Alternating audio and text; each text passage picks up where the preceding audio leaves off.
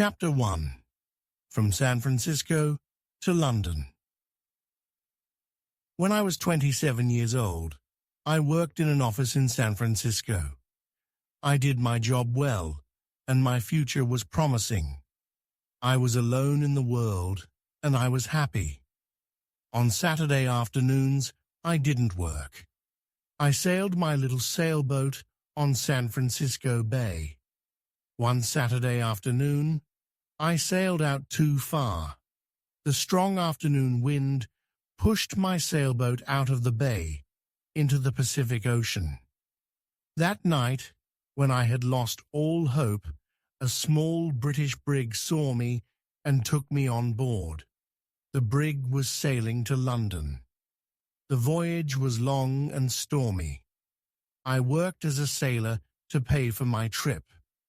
When I arrived in London, my clothes were old and dirty. I had only $1 in my pocket. With this dollar, I ate and slept for the first 24 hours. During the next 24 hours, I didn't eat and didn't sleep. At about 10 o'clock the following morning, I went to Portland Place. I saw a child walking past, holding a big pear. The child ate one small piece and then threw the pear onto the street. I stopped and looked at it. I was very hungry, and I really wanted that pear. But every time I tried to get it, someone passed by and looked at me. I quickly turned in the other direction and waited for the person to pass by. I tried again and again to get that pear, but the same thing happened. I was desperate. I decided to get the pear and not to worry about the people who saw me. At that moment, a gentleman opened a window behind me and said, "Come in here, please." A well-dressed servant opened the door. He took me to a beautiful room. Here, two old gentlemen were sitting and discussing something important. Their breakfast was still on the table. I was very hungry, and I stared at their breakfast. I want to tell the reader that the two gentlemen had made a bet several days before. I knew nothing about the bet until later. Let me tell you what happened. Chapter 2. An Unusual Bet. The two old gentlemen were brothers. For several days, they argued about a very strange subject. They decided to end their argument with a bet, as the English usually do. The following was the subject of the bet. The Bank of England issued 2 banknotes of $1 million each for a public transaction with a foreign country. England used one banknote and the other remained in the bank. At this point, Brother A said to Brother B, "If an honest and intelligent stranger arrives in London without a friend and without money except for the $1 million banknote, he will starve to death." Brother B answered, "No, I don't agree." Brother A said, "If he goes to the bank or anywhere else to change this big note, the police will put him in prison. Everyone will think he stole it." They continued arguing for days until Brother B said, "I'll bet $20,000 that the stranger will live for 30 days with the banknote and not go to prison." Brother A accepted the bet. He went to the bank and bought the $1 million banknote. After, he returned home and prepared a letter. Then the two brothers sat by the window and waited for the right man for the bet. They saw a lot of honest faces go by, but they were not intelligent enough. Several faces were intelligent, but they were not honest. A lot of faces were honest and intelligent, but they were not poor enough. Other faces were honest, intelligent, and poor, but they were not strangers. When they saw me from the window, they thought I was the right man. They asked me questions, and soon they knew my story. Finally, they told me I was the right man for the bet. I asked them to explain the bet. One of the gentlemen gave me an envelope. I wanted to open it, but he said, "No, don't open it now. Wait until you are in your hotel room, then read it very carefully." I was confused, and I wanted to discuss the subject with them, but they didn't. I felt hurt because I was the subject of a joke. When I left their house, I looked for the pair on the street. It was gone. I was quite angry with those two gentlemen. Far from their house, I opened the envelope. I saw that there was money inside. I didn't stop to read their letter. I ran to the nearest eating place. I ate and ate and ate. At last, I took out the envelope with the money to pay for my meal. I looked at the banknote and almost fainted. It was a banknote worth $5 million. I was speechless. I stared at the banknote. The two gentlemen had made a big mistake. They probably wanted to give me a $1 banknote.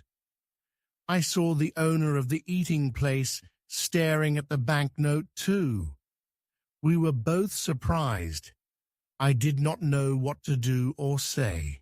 So, I simply gave him the note and said, "Give me the change, please." "I'm very sorry, but I can't change this banknote, sir. I don't have any other money. Please change this note."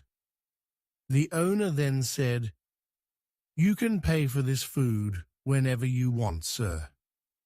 I understand that you are a very rich gentleman. You like playing jokes on people by dressing like a poor man. You can come here and eat all you want, whenever you want. You can pay me when you want." Chapter 3. The Letter. When I left the eating place, I hurried to the house of the two gentlemen. I wanted to correct the mistake they had made. I was very nervous. When I arrived, the same servant opened the door. I asked for the two gentlemen. "They are gone," the servant said. "Gone? Gone where?" "Oh, on a journey." "But where did they go?" "To the continent, I think." "The continent?" "Yes, sir." "When will they return?" "In a month." "A month? This is awful. How can I talk to them? It's extremely important." "I can't help you. I don't know where they are, sir." "Then I must see a member of the family." "All the family are away. They are in Egypt and India, I think." Before leaving, the two gentlemen made an enormous mistake. They will certainly return home tonight. Tell them that I came here to correct the mistake. I'll return tomorrow. I'll tell them if I see them, but I won't see them. Sir, you must not worry because everything is all right. They will be here on time, and they will see you then. Goodbye. I was confused. My head was in a fog. I did not understand what the servant told me. The letter, I remembered the letter. This is what it said. "You are an intelligent and honest man. You are also poor and a stranger. In this envelope, you will find some money. It is yours only for 30 days. At the end of 30 days, return to this house. I have a bet on you. If I win this bet, you can have any job with any salary that you want. There were no signature, no address, no date on the letter. How strange. I didn't know what to think. I went to a park, sat down, and thought about what to do. After an hour, I reached the decision that follows. The two old gentlemen are playing a game that I don't understand. They are betting on me.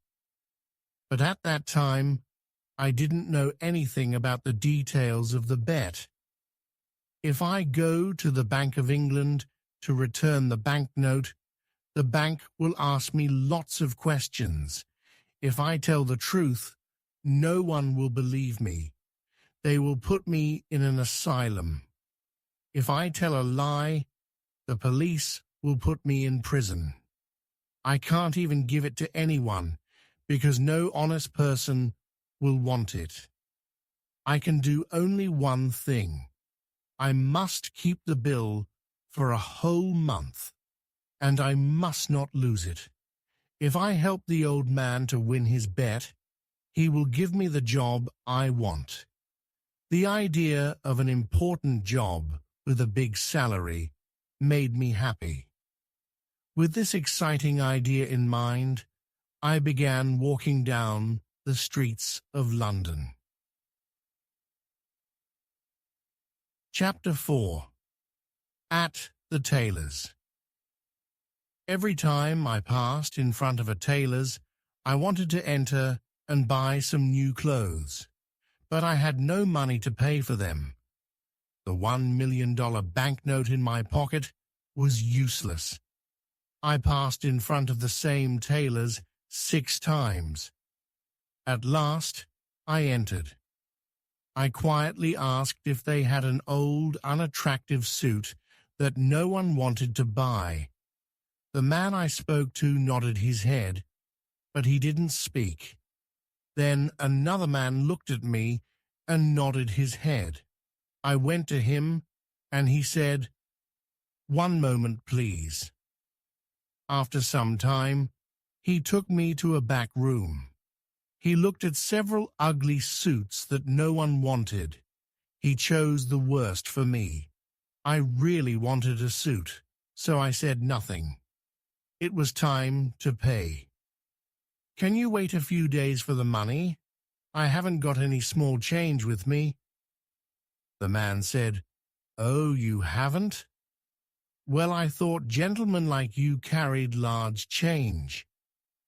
"My friend," I replied, "you can't judge a stranger by the clothes he wears. I can pay for this suit, but can you change a large banknote?" "Oh, of course we can change a large banknote," he said coldly. I gave him the banknote. He received it with a smile, a big smile that covered his face. When he read the banknote, his smile disappeared. The owner of the shop came over and asked me, "What's the trouble?" "There isn't any trouble. I'm waiting for my change." Come, give him his change, Todd. Quickly." Todd answered, "It's easy to say, but look at the banknote." The owner looked at the banknote. Then he looked at my package with the ugly suit. "Todd," he shouted, "you are stupid. How can you sell this unattractive suit to a millionaire?" "Todd, you can't see the difference between a millionaire and a poor man." "I apologize, sir," the owner continued. "Please take off those things you are wearing and throw them in the fire. Put on this fine shirt and this handsome suit. It's perfect for you. Simple, but elegant." I told him I was very happy with the new suit. Oh, wait until you see what we can make for you in your size. Todd, bring a pen and a book. Let me measure your leg, your arm. I didn't have a moment to speak. The owner measured me. Then he ordered his tailors to make me morning suits, evening suits, shirts, coats, and other things. But my dear sir, I said, I can order all these things only if you change my banknote, or if you can wait a while before I pay you. Wait a while? I'll wait forever, that's the word.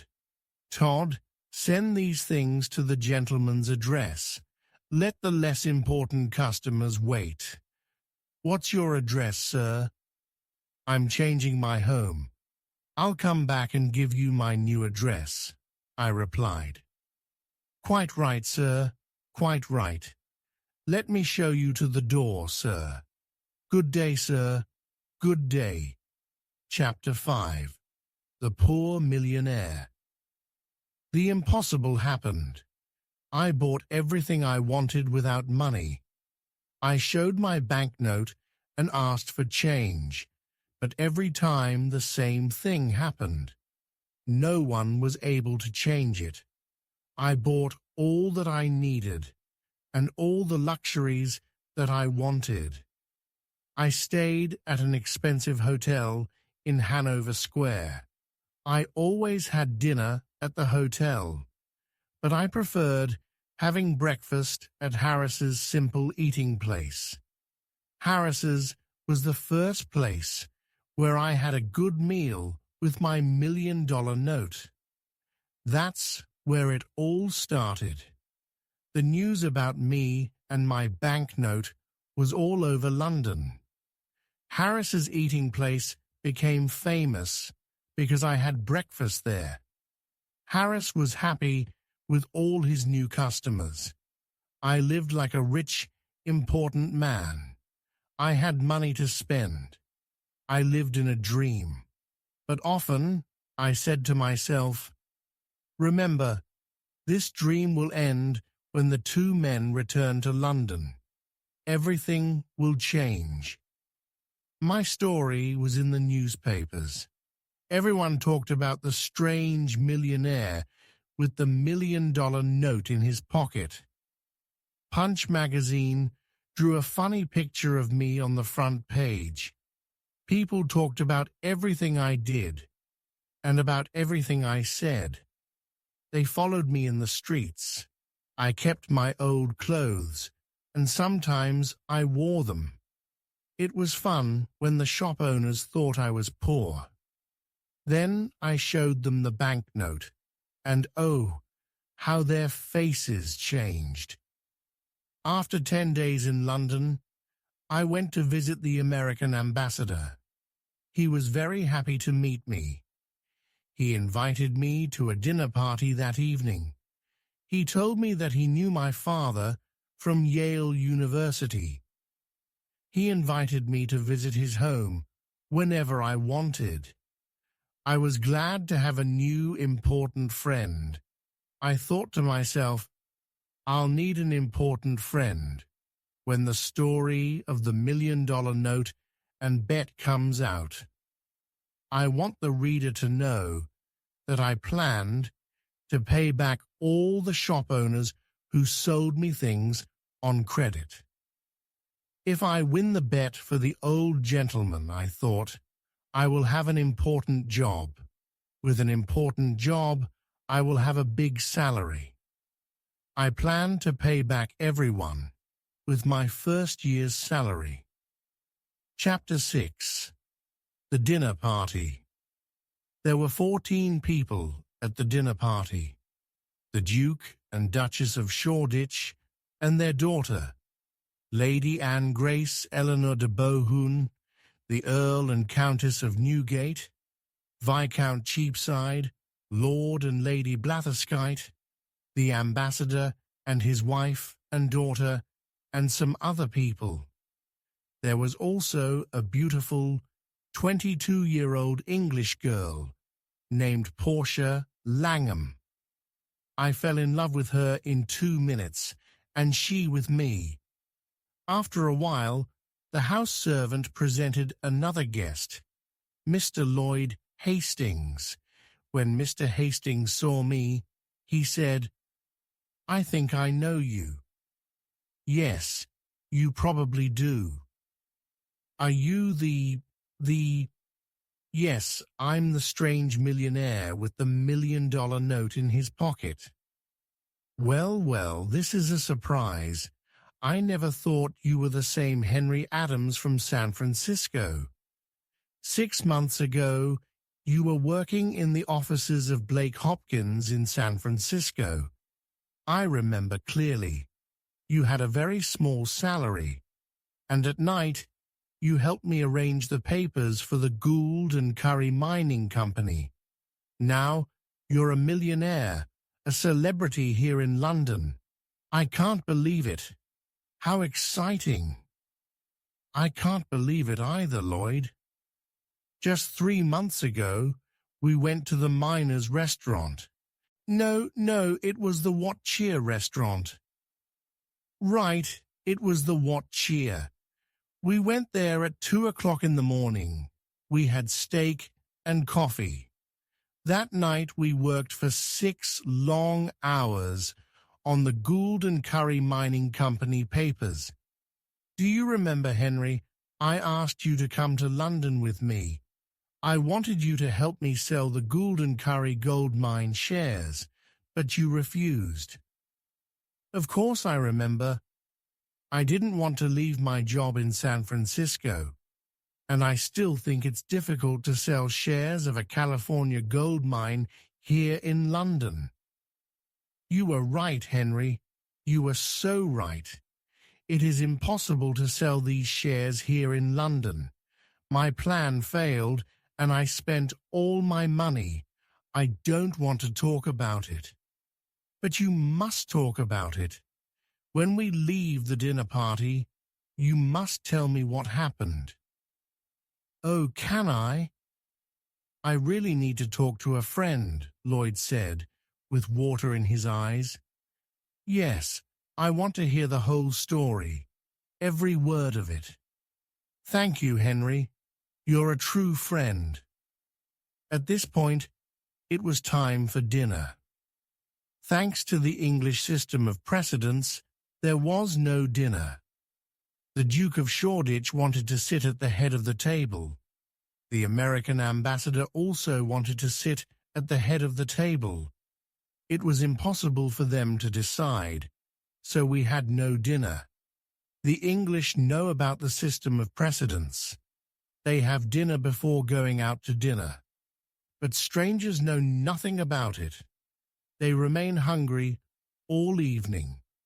Instead, we had a dish of sardines and a strawberry. Now it was time for everyone to play a game called cribbage. The English never play a game for fun. They play to win or to lose something. Miss Langham and I played the game, but with little interest. I looked at her beautiful face and said, "Miss Langham, I love you." "Mr. Adams," she said softly and smiled, "I love you too." This was a wonderful evening. Miss Langham and I were very happy. We smiled, laughed, and talked. I was honest with her. I told her that I was poor and that I didn't have a cent in the world. I explained that the $1 million note was not mine. She was very curious to know more. I told her the whole story from the start. She laughed and laughed. She thought the story was very funny. I didn't understand why it was funny. I also explained that I needed an important job with a big salary to pay all my debts. "Portia, dear, can you come with me on the day I must meet those 2 gentlemen?" "Well, yes, if I can help you," she replied. "Of course you can help me. You are so lovely that when the two gentlemen see you, I can ask for any job and any salary. With you there, my sweet Portia, the two gentlemen won't refuse me anything. Chapter 7. $1 Million Idea. At the end of the dinner party, I returned to the hotel with Hastings. He talked about his problems, but I didn't listen to him. I was thinking about Portia the whole time. When we arrived at the hotel, Hastings said, "Let me just stand here and look at this marvelous hotel. It's a palace. What expensive furniture. You have everything you want. You are rich, Henry, and I am poor." His words scared me. I too was poor. I didn't have a cent in the world, and I had debts to pay. I needed to win the gentleman's bet. This was my last hope. Hastings didn't know the truth. "Henry, just a tiny part of your income can save me. I'm desperate," Hastings cried. "My dear Hastings, sit down here and drink this hot whiskey. Now tell me your whole story, every word of it." "Do you want to hear my story again?" "But you never told me your story." "Of course I told you my story as we walked to the hotel. Don't you remember?" "I didn't hear one word of it." "Henry, are you ill? Is something wrong with you? What did you drink at the dinner party?" "Oh, Hastings, I'm in love. I can only think about my sweet Portia. This is why I didn't hear your story before." Hastings got up from his chair, shook my hand, and laughed. "I'm very happy for you, Henry. Very happy," he said, smiling. "I'll tell you the whole story again." So he sat down and patiently started to tell me his story. To make a long story short, the owners of the Gould and Curry gold mine sent Lloyd to England to sell the shares of the mine for $1 million. Any money he received over $1 million was his to keep. Hastings's dream was to sell the shares for more than $1 million and become rich. He had only 1 month to sell the shares. He had done everything to sell them, but nobody wanted to buy them. Then he jumped up and cried, "Henry, you can help me. Will you do it? Tell me how. Give me $1 million and I'll sell you all the shares. You will be the new owner of the gold mine. Don't refuse." I did not know what to say. I wanted to tell Hastings the truth. But then an intelligent idea came to me. I thought about it for a moment and then calmly said, "I will save you, Lloyd." "Then I am already saved." "How can I thank you? Let me finish, Lloyd. I will save you, but not in that way. I have a better way. I know everything about that mine. I know its great value. You will sell the shares by using my name. You can send anyone to me, since people in London know me. I will guarantee the gold mine. In a week or two, you will sell the shares for $3 million by using my name, and will share the money you earn, half to you and half to me." Lloyd was very happy and excited. He danced around the room and laughed. "I can use your name. Your name, think of it. The rich Londoners will run to buy these shares. I'm saved, and I'll never forget you, Henry." Chapter 8. Back to Portland Place.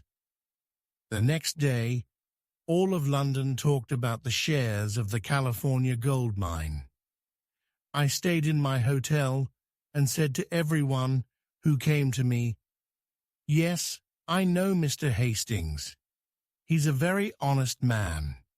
And I know the gold mine because I lived in the California gold country. It is a mine of great value." People were now interested in buying the shares. I spent every evening with Portia at the American ambassador's house. I didn't tell her about the shares and the mine. It was a surprise. We talked about our love and our future together. Finally, the end of the month arrived. Lots of rich Londoners bought the shares of the mine. I had $1 million of my own in the London and County Bank, and Lloyd did too. It was time to meet with the two old gentlemen. I dressed in my best clothes, and I went to get Portia. Before going to Portland Place, Portia and I talked about the job and the salary. "Portia, you are so beautiful. When the two gentlemen meet you, they will give me any job and any salary I ask for. Henry, please remember that if we ask for too much, we will get nothing. Then what will happen to us?" "Don't be afraid, Portia." When we arrived, the same servant opened the door. There were the two old gentlemen having tea. They were surprised to see Portia. I introduced her to them. Then I said, "Gentlemen, I am ready to report to you." "We are pleased to hear this," said one gentleman. "Now we can decide the bet that my brother Abel and I made. If you won for me, you can have any job in my power. Do you have the $1 million note?" "Here it is, sir," and I gave it to him. "I won," he shouted. "Now what do you say, Abel?" "I say he survived, and I lost $20,000. I can't believe it." "I have more to tell you," I said. "But it's a long story. I'll tell you another time. For now, look at this." "What?" "A certificate of deposit for $200,000. Is it yours?" "It's mine. I earned it by using the banknote you lent me for a month." "This is astonishing. I can't believe it." Portia looked at me with surprise and said, "Henry, is that really your money? You didn't tell me the truth." "No, I didn't. But I know you'll forgive me." "Don't be so sure. You told me a lie, Henry." "Dearest Portia, it was only for fun. Come, let's go now." "But wait, my gentleman said. I want to give you the job and the salary you choose." Thank you with all my heart. But I don't want the job." "Henry, you didn't thank the good gentleman in the right way. Can I do it for you?" Portia said. "Of course you can, my dear." Portia walked to my gentleman, sat on his lap, and kissed him on the mouth. Then the two old gentlemen shouted and laughed. I was amazed. What was happening? "Papa," said Portia, "Henry doesn't want your job. I feel very hurt." "Darling, is that your father?" I asked. "Yes, he's my stepfather. A dear man. Now do you understand why I laughed when you told me your story?" "My dearest sir," I said, "I want to take back what I said. There is a job that I want." "Tell me." "I want the job of son-in-law." Well. But you were never a son-in-law before. Do you know how to do this job?" "Try me, please." Try me for 30 or 40 years, and if, oh, all right, take her. Were Portia and I happy? There aren't enough words in the dictionary to describe our happiness. When the Londoners heard the whole story of my adventures with the banknote, they talked of nothing else. Portia's father took the banknote back to the Bank of England and cashed it. Then he gave us the cancelled banknote as a wedding present. We put it in a picture frame and hung it on the wall in our new home. And so I always say, yes, it's $1 million banknote, but it only bought one thing in its life, the most valuable thing in the world, Portia.